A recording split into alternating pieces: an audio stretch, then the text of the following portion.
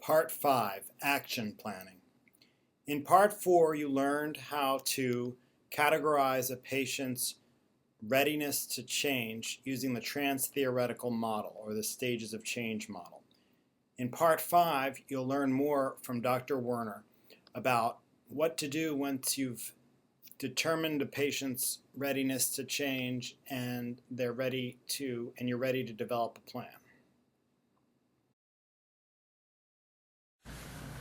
One of the most important things to do when working with patients is to elicit from the patient their information from them about the topic that you're talking about.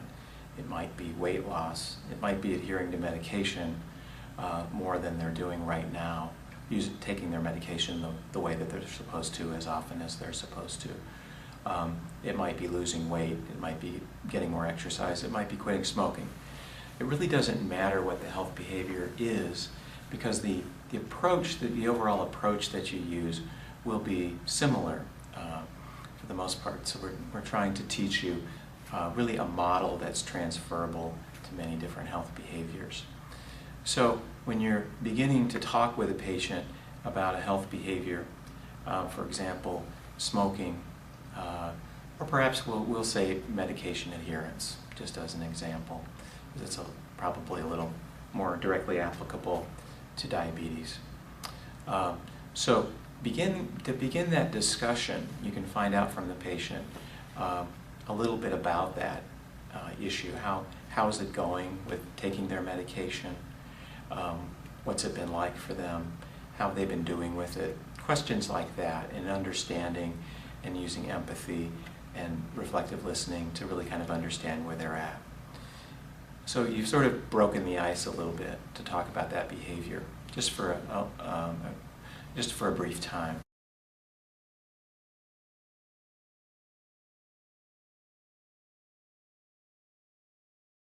When you're going to create some kind of an action plan, okay, I don't think we talked about this last time, but you want to use SMART goals. SMART is an acronym: specific, measurable, achievable, relevant, and timed. Okay, so why do you think you want to do this? What's the advantage of having some kind of a format for creating action plans or goals for patients?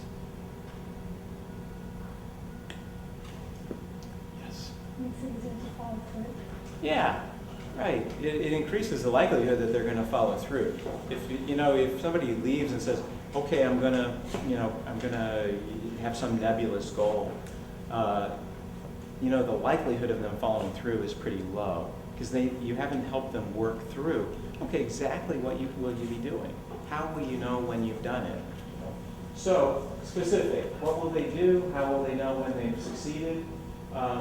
Is it achievable? So it's that one little step probably, or some kind of a little step, and you can ask, is this something you feel like you can do? How confident are you about your ability to do this? Okay. Relevant, it's chosen by the patient, not chosen by you or anybody else. And it has a specific time frame. So how long do you want to, how much time do you need to do this, do you feel like? When will you reach that goal? How will you know when you're there, and what's your time frame? So there are these endless, kind of open time frames for achieving some goal. That oftentimes leads to the goal not being achieved because there's no deadline, so to speak. We all respond to that.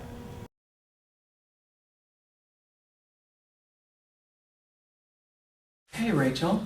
So you and Dr. Jones talked a little bit about exercise. Mm-hmm. How do you feel about exercise? I really do want to start exercising more. Okay. I think it's time. Yeah, okay. And what makes you feel that way?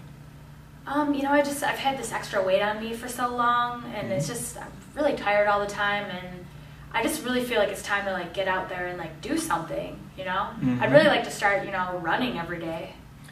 So you feel like you've had this extra weight, and you just have this feeling that it's time to get out there and become physically active, and running sounds like a good thing for you, huh? Yeah, I think it's important to just kind of, jump in and start being more active and really work at this. That's great. That's fantastic. As Dr. Jones said, this is a great way to improve your health. Mm-hmm. What would be a first small step you could take towards running? Oh, so not like running itself, like smaller than running? Well, it could be running. What do you Well, see as kind of the first I step was you could kind of take? thinking maybe I'd, run a couple miles a day. Okay. So you run a couple of miles a day Yeah. for starters? Okay. What would be an even smaller step to just kind of work up to that? What could, Yeah, I guess I haven't really ever been much of a runner, so maybe, I don't know, maybe even starting out like walking really fast, speed walking. Okay. So I could try that. yeah, since you haven't run before, you feel like speed walking or walking, Yeah. and then working up to speed walking and then working into running? Is that what you're thinking? Yeah, exactly. Yeah, that sounds like a very good approach. Does that feel pretty realistic for you? Yeah, it probably would be a lot to try and run right away. I don't even know how my knees would handle it. Sometimes my knees hurt just from walking around all day, so, that might kind of not be good to put that much pressure on them right away, right off the bat. Yeah, that sounds like a good idea to work up to it so your body can kind of get used to Yeah, the activity. I think so. Okay, good. Okay, so when do you think you'd like to start? Probably the sooner the better. Maybe the next couple days, Okay, depending on the weather and stuff like that. And when would you do it during the day? Guess I haven't really thought about that. I'd probably want to do it in the mornings. I feel like, that's when I have more energy. Kind of feel like I feel better in the mornings most days. By the end of the night, I'm pretty tired and, not really feeling like doing much. Probably mornings would be better. Okay, mornings would be better for you. And about how much time do you think you want to set aside to do this? I don't know, maybe like 10 minutes a day. Okay. So you can tell me if I heard you correctly. So you're thinking in a day or two, you do this in the morning. I don't know if this would involve getting up earlier. Probably, yeah. Okay, but just a little bit since it's just 10 minutes. So, and going out for 10 minutes and doing some walking, and just kind of sounds like getting a feel for being active again, and then working up towards running gradually. Yeah, that sounds a lot more doable, actually. Okay, that sounds like a good plan. Okay, so is there anything else that you need to think about in order to be able to do this? I guess it would probably help to, maybe put my my tennis shoes out, so I have them ready in the morning, ready to go. So then I'm just like, all right, get up and go and get it done. Okay. That might help a little bit. Yeah, okay. So kind of get your tennis shoes out. Yeah.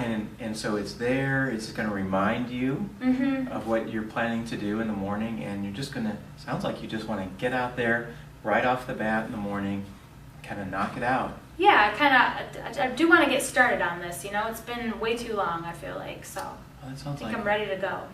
Good. So what you're planning to do, just a reminder, is you're planning to you're planning to walk in the next couple of days.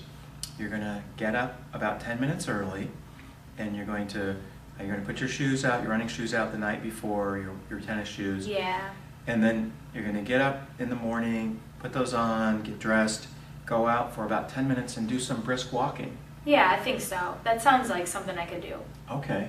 And then it sounded like you also a little earlier were saying just kind of this would be realistic for you to kind of see how your body feels and responds to being able to do that, and then you might be able to just very slowly and gradually work up to to running. Yeah, I would like to do that eventually, definitely. Okay. Even walking, though, is great exercise and is really good also for weight loss and just becoming more physically active and getting your body in better physical condition. Okay. So just so you know that although your ultimate goal, it sounds like, is to run, the walking itself is also very good for you. Oh, well, good. Okay, so you're planning to run for 10 minutes or walk for 10 minutes. You're going to try the first day, and then you kind of go from there, huh? Yeah, I think so. Okay. All right. How confident do you feel that you are about being able to do this? I feel pretty confident. Okay. I'd say I'm confident. So on a scale of 0 to 10, where 0 is you're not at all confident and 10 is that you're very confident, where do you find yourself? Probably like a 7. I mean, I really want to do this. Okay. I think it sounds like something I could start to at least try to do. Okay. And why are you a 7 and say not a 0? What makes you feel that confident about it? I mean, I used to exercise more, and I used to be more active, so I know like I have it in me to be able to do that. It's just been a while, so Okay. I guess I kind of fell out of doing physical activity and playing sports, but I have done it before, so I feel like I could do it if I really tried. You've done this before then, so you kind of know what's involved in walking and running. Yeah, and when I was exercise. younger, I used to play sports and everything, so wow. this isn't my first time trying to be active. I see. Okay, wow, that's great. No wonder you feel confident about it. Mm-hmm. What could make you feel even a little more confident? I guess just taking it at my own pace to start out, Mm-hmm. would make me feel more confident. I really want to make sure, my body can handle it because it's been years since I've exercised. So, mostly I'm worried about like my knees hurting or my back. So I guess just taking it slow would make me feel like I can do it. Great, and I think that's really a smart approach to beginning anything, really a new habit, is to just ease into it and kind of get that feedback and not overdo it to start out. So I think that's a very smart way to go. All right. Would it be okay if I gave you a call, say in a week, just to see how you're doing? Yeah, you can call me back in a week. Okay, I'll do that. I look forward to talking with you then. Okay, thank you.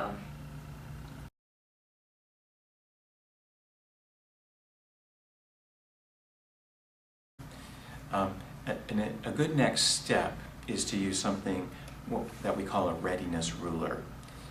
This is a readiness ruler. It's simply a little card that goes from 0 to 10 and allows the patient to provide information on how important it is for them to make this change, and on the other side, how confident they are about their ability to make this change, whatever it might be, to improve their medication adherence. So the way to ask this question on the importance side, we usually start with importance. Unless we know that it's already extremely important to the patient because they've already made that very clear to you, that importance isn't an issue, then you can simply begin with confidence. If time is short, you may only be able to use the importance side, and that's okay too. But recommend starting with this side. And the way to ask this question, the way to introduce this, is to simply say, this is a readiness ruler. It goes from 0 to 10, where 0 represents it's not at all important for you to take your medication the way that you and the doctor talked about. Perhaps it's giving insulin shots twice a day or something like that. So you'll be specific about that. So it's not at all important for you to take your insulin shots as you talked about. And 10 is it's extremely important for you to take your insulin shots the way you and the doctor talked about. So on this scale from 0 to 10, where do you fall right now? Where would you be today? The patient, let's say the patient says, oh, kind of in the middle. I'd say I'm about a 5 maybe. The patient may also ask you to explain this again. It's not unusual. Because it might be a little abstract for patients, but most of us are kind of used to this general 1 to 10 scale or 0 to 10 scale in our conversation, so it's not too unusual. But just be ready that you may need to explain it to patients if you're not clear about that, if they're unclear.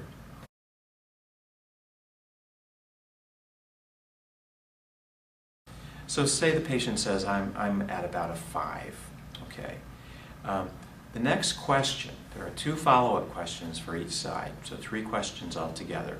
The first question is the one I just asked, about where are you on a 0 to 10 scale. The first follow-up question then is, why would you say that you're at 5 and not at 0? Why do you say that you're at 5 and not at 0? The purpose of that question is to find out what motivation does the patient already have that puts them at 5. Okay? There are some reasons why this is already important to them today. Okay? So then what you want to do is ask that question, why do you put yourself at 5 and not at 0? And the patient might say things like, well, I don't want to have to have amputations, or I want to be there for my family, or I want to be more healthy, or whatever they might say. Then what you want to do is ask the patient to expand upon that. So tell me a little bit more about that. And then also ask, are there other reasons? Are there other things that put you at 5 rather than 0? Try to find out from the patient what that existing motivation already is. It's very important. This is the stuff that's already working in favor of positive change for the patient. So you want to bring the patient, you want to make the patient very aware of the motivation they already have and bring that really out into your discussion. Okay.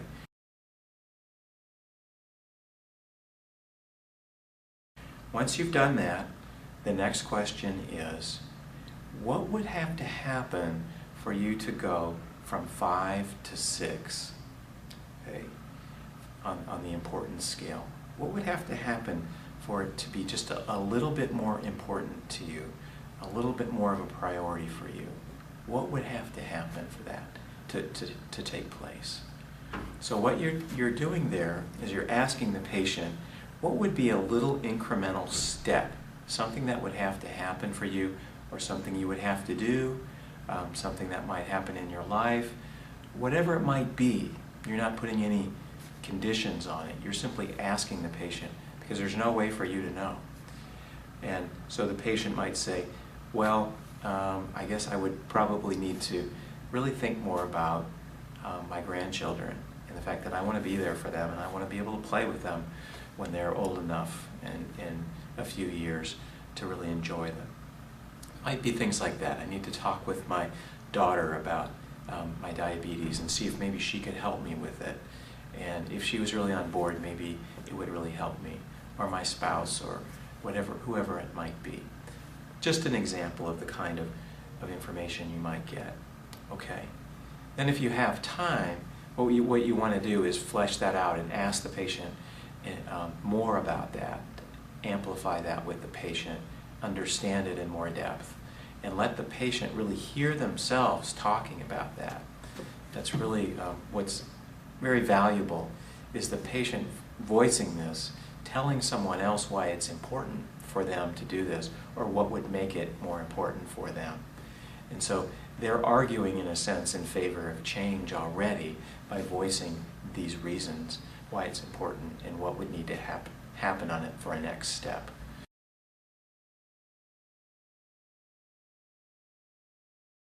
You can then go on the confidence side and do the same thing.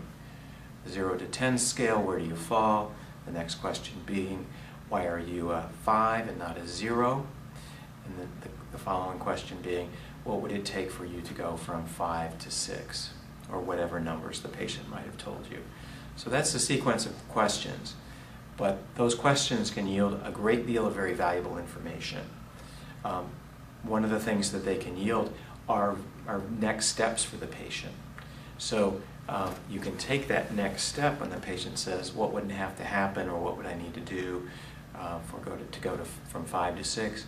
At the end of your conversation, you can simply present that back to the patient and say, well, you talked a little bit about what would need to happen for you to go from 5 to 6, and that would be whatever the patient said. Does that sound like something you'd like to work on over the next week? So you can present that as part of the action plan for the patient, a task that the patient can work on as part of their action plan. This is something that's coming completely from the patient. You've been the facilitator to help make that happen. So that can very naturally then turn into the action plan, or part of the action plan for the patient. In this video, Part 5, Action Planning, We've discussed the importance of gathering further information before deciding on the action plan, of developing with the patient a SMART plan, and then using the Readiness Ruler to gauge both importance and confidence. Thank you.